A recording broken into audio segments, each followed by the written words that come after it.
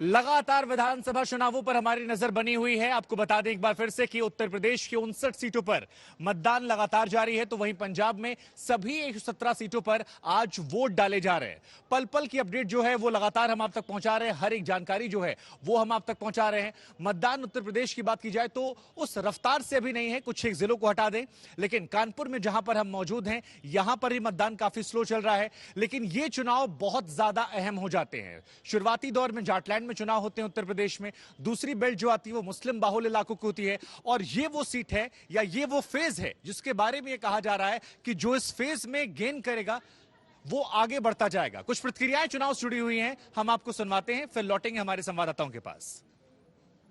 जिनके परिवार नहीं है वो परिवार वालों का दुख दर्द कैसे समझेंगे? जो सरकार ऑक्सीजन नहीं दे पाई, जो सरकार मजदूरों को पैदल पैदल चलाई, और आज भी उत्तर प्रदेश में सबसे ज्यादा सुरक्षित महिलाएं हैं, किस तरीके से किसान बर्बाद हो गया। एक परिवार वाला ही महंगाई की तकलीफ समझ सकता है, एक परिवार वाला ही परिवार के प्रति जो दायित्व है वो समझ सकता है, एक परिवार वाला ही ये समझ सकता है उसकी परिवार के लिए जिम्मेदारी क्या है, एक परिवार वाला यही समझ सकता है कि महंगाई का असर उसके परिवार पर क्या पड़ता है। अरे हमारे बाबा मुख्यमंत्री क्या लेना देना है सिलेंडर महंगा हो जाए। जिस उत्तर प्रदेश में पहले केवल एक सफाई महोत्सव होता था, महोत्सव के आयोजकों को स्वयं नहीं पता होता था किस महोत्सव का मतलब क्या है। उसमें न राग था, न रंग था, न भाव थी, न भाषा थी। लेकिन आज उत्तर प्रदेश में महोत्सव का मतलब अयोध्या के दीपोत्सव से होता है। हमारी संवेदना गरीब के प्रति है, किसान के प्रति है, नौजवान के प्रति है, महिलाओं के प्रति है। लेकिन सपा की सहानुभूति किसके प्रति है, उनकी संवेदना किसके प्रति है? उनकी संवेदना पेशेवर अपराधी, माफिया और आतंकवादियों की प्रति है। उनका तो कोई भरोसा नहीं है, वो तो जहां जाना चाहेंगे वहां चले जाएंगे। उन्हें स्वार्थ जहां दिखाई देगा, कभी समाजवादी पार्टी में थे, कभी बसपा में थे, आज बीजेपी में है, कल कहाँ होंगे? कल हो सकता है बसपा में हो, कल हो सकता है समाजवादी पार्टी में आ जाएं। उनका क्या है? वो तो केवल यहाँ किसी दिल्ली वाले बड़े नेता ने उन्हें कहा कि जाओ करहेल में कुछ माहौल बनाओ, वो माहौल बनाने आए थे। इस बार साइकिल की रफ्तार बहुत तेज है। इस बार पता नहीं भारतीय जनता पार्टी कहाँ पहुंच जाएगी। मुझे लगता है भारतीय जनता पार्टी जहां से शुरू की थी 47 सीट से 325 आए थे, ये दोबारा 47 पर पहुंच जाएंगे। लोगों ने ये चुनाव अपने हाथ में ले लिया है, अब मेरे हाथ से निकल गया है।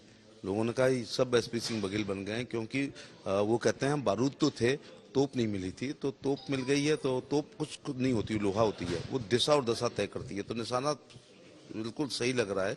कमजोर सीट पर 3 बार जाया जाता है और मजबूत सीट पर जाया ही नहीं जाता। फिर आपको ये टिकट किसी ने दी नहीं है, आपने पिक एंड चूज किया, तो इतना परेशान क्यों है? घर के 6 लोगों से यहाँ क्यों वोट मंगवा रहे हो? तो अलग अलग सियासी दलों के नेताओं की प्रतिक्रियाएं आपने सुनी। हमारे 3 संवाददाता इस वक्त हमारे साथ जुड़ रहे हैं। वरुण सिन्हा एटा से हमारे साथ जुड़ रहे हैं, संतोष शर्मा कन्नौज से और हिमांशु फिरोजाबाद से। लेकिन सबसे पहले संतोष आपके पास हम चलते हैं। कन्नौज वो जगह जहां पर इत्र की खुशबू को लेकर बड़ी चर्चाएं होती हैं, पूरे देश में वहां के इत्र की चर्चा होती है। लेकिन अगर सियासी फिजा में हवा की बात की जाए तो क्या माहौल वहां पर है जब 7-8 घंटे मतदान हो गया है? क्या अभी भी बढ़ चढ़कर लोग आ रहे हैं? जरा हाल बताइए कन्नौज का।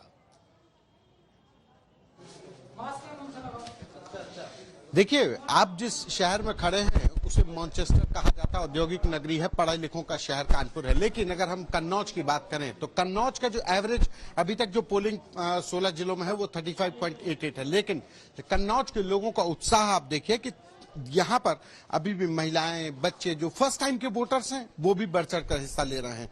यानी कि कन्नौज जैसे छोटे शहर से भी लोग बढ़ चढ़ कर इस लोकतंत्र के महापर्व में अपनी हिस्सेदारी दे रहे हैं। अब अगर कन्नौज की बात करें तो कन्नौज का इत्र पुराने जमाने से प्रसिद्ध रहा है, दुनिया में इसकी खुशबू बिखरती रही है। लेकिन बीते कई सालों से अगर कन्नौज की सियासी अगर बात करें तो यहाँ पर मुलायम सिंह यादव, अखिलेश यादव, डिंपल यादव यहाँ पे चुनाव मैदान में रही, यहाँ से सांसद रहे। 2017 के चुनाव में बात करें तो जिस सीट पर मैं ये मौजूद हूँ ये अपने आप में रोचक सीट है।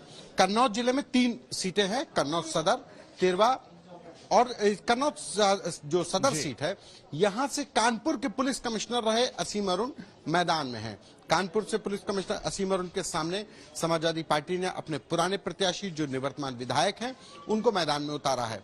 कन्नौज की सीट बेहद अहम इसलिए भी हो जाती है, भले ही मुलायम परिवार की साख करहल, जसवंत नगर और सीटों पर लगी हो, लेकिन कन्नौज भी कहीं ना कहीं ये लोग अपना मानते हैं कि समाजवादी पार्टी का कुनबा वो कन्नौज को भी अपना ही एक इलाका मानता है। लिहाजा समाजवादी पार्टी के लिए यहाँ पर भी अपनी साख को बचाना, बरकरार रखना बेहद अहम होगा।